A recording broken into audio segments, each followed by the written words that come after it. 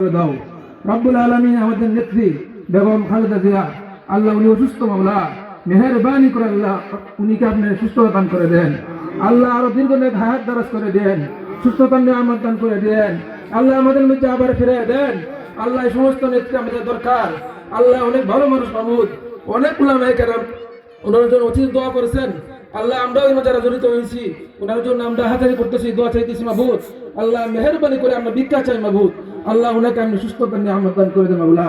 ওয়া সাল্লাল্লাহু তাআলা আলা খায়রি খালকিহি মুহাম্মাদি ওয়া আলা আলিহি ওয়া সাহবিহি। আমরা আমাদের নেত্রীর জন্য চিন্তিত।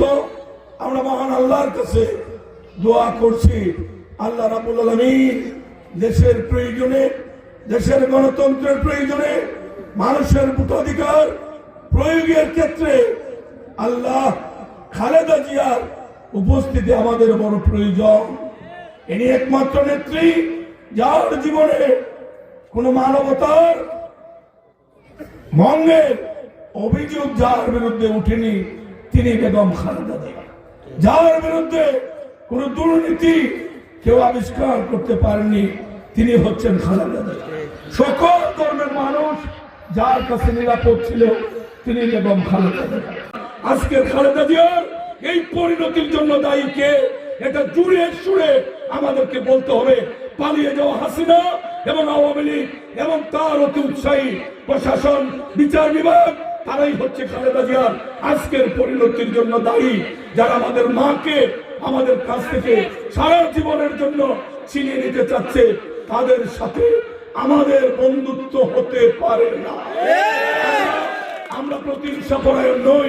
যারা আওয়ামী লীগের এই এলাকার মানুষের রক্ত চুষে খেয়েছে, যারা অন্যের সম্পদ কেড়ে নিয়েছে, যাদের হাত অন্যের রক্তে রঞ্জিত, তাদের ব্যাপারে আমাদের কোনো বক্তব্য নেই।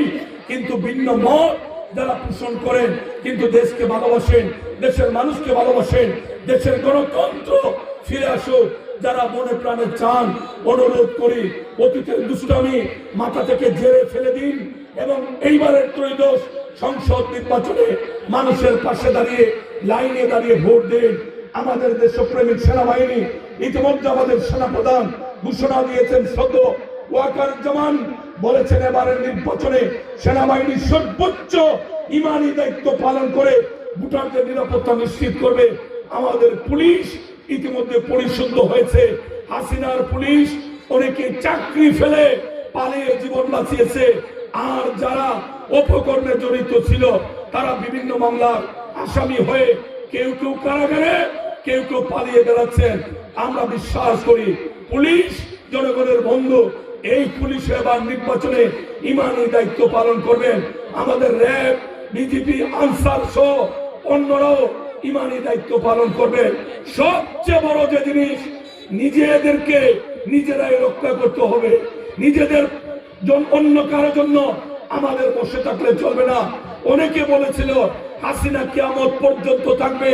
হাসিনাকে যারা নিরাপত্তা দিচ্ছেন তারা নাকি বিশ্বের কোন এক উন্নত দেশ থেকে প্রশিক্ষণ নিয়ে এসেছেন।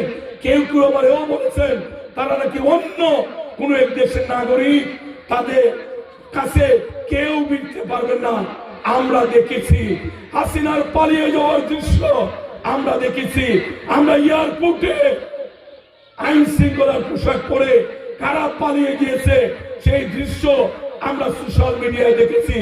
অতএব জনগণ ক্ষেত্রে কি হয় এটা গত 5ই আগস্ট 2024 বাংলাদেশের মানুষ আবারও চোখে আঙ্গুল দিয়ে এই অতি উৎসাহী প্রশাসনকে দেখিয়ে দিয়েছে। অতএব আমরা আমাদের ভোট দিতে চাই। আমার ভোট আমি দেব, যাকে খুশি তাকে দেব। এটাই হচ্ছে প্রতিটা ভোটারের মনের কথা। আর আমরা যারা বিএনপি করি, তারেক রহমান সাহেব বলেছেন মানুষের ভালোবাসা ছাড়া, মানুষের সমর্থন ছাড়া, মানুষের ভোট ছাড়া রাষ্ট্রীয় ক্ষমতায় যাওয়ার বাঁকা কোনো পথ নেই। অতএব যদি জনগণের ভোট পেতে হয় মানুষকে ভালোবাসতে হবে, মানুষের সঙ্গে থাকতে হবে, মানুষকে সঙ্গে রাখতে হবে। মানুষের সাথে ওয়াদা করলে সেই ওয়াদা যেন অক্ষর অক্ষরে পালন করা যায়, তেমন ওয়াদাই আমাদেরকে করতে হবে। যেহেতু এই পবিত্র মাটি মুক্তিযোদ্ধাদের রক্তে ভেজা মাটি, আমি মাগরিবের আগে ওয়াদা করে যাচ্ছি, কি করতে পারবো আমি জানি না, তবে কাঁচা যে জায়গা আটা চলার ব্যবস্থা করা নাই, বিএনপি যদি ক্ষমতায় যায় আর আমি যদি আপনাদের ভোটে আপনাদের প্রতিনিধি হিসাবে নির্বাচিত হই, 6 মাসের মধ্যে এই রাস্তা আমি পাকা করবো। এটা ভোট নেওয়ার জন্য নয়, এটা মুক্তিযোদ্ধাদের প্রতি সম্মান জানানোর জন্য এই কাজটা আমাদেরকে করতেই হবে, এটা মাথায় রাখবেন। আর আপনারা যারা ভোটার অনেক ধোঁকা খেয়েছেন, এই যে একজনে বলেছেন আওয়ামী লীগ আপনাদেরকে ঢাল হিসাবে ব্যবহার করতে চেয়েছে, আমার দিকে তাকান, আমি আপাদমস্তক বিএনপি 40 বছর অতিক্রম করে 41 বছরে পদার্পণ করেছি, 3 বার পৌরসভার মেয়র হয়েছি, সর্বশেষ কিবরিয়া হত্যা মিথ্যা মামলায় সিলেট কারাগারে বন্দী ছিলাম, সেইখানে বন্দী থেকে ধানের শীষকে ভোট করেছি। হবিগঞ্জের সনাতন ধর্মের মানুষ যে যে কেন্দ্রে ভোট দেন, প্রতিটা কেন্দ্রে আমি ধানের শীষ নিয়ে নির্বাচিত হয়ে হবিগঞ্জের সনাতন ধর্মের মানুষ প্রমাণ করেছেন, সনাতন ধর্মের মানুষ শুধু আওয়ামী লীগ ব্যবহার করতে জানে, আওয়ামী লীগ তাদের ভালোবাসতে জানে না।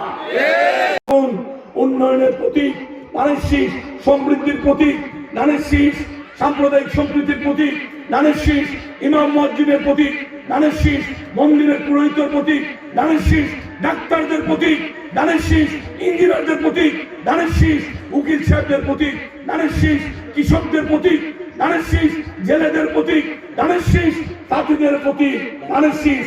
এই 6 গ্রামে আজকের এই কৃষ্ণপুরে এখানকার মানুষের হৃদয়ে কি আছে? হাতটা উঁচু করে একটু দেখুন তো।